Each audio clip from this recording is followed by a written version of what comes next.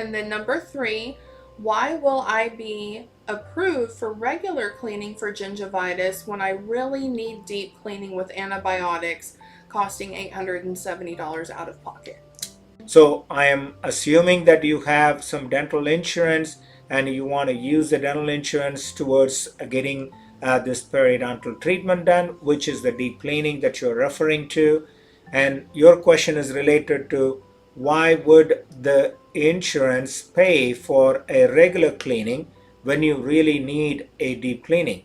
Well, the dental insurance is in the business of saving money. So Yes. if a dentist is willing to do a cleaning, or even from on in the defense of the insurance company, as I said earlier, they would rather have you get something than nothing, so they are probably approving it.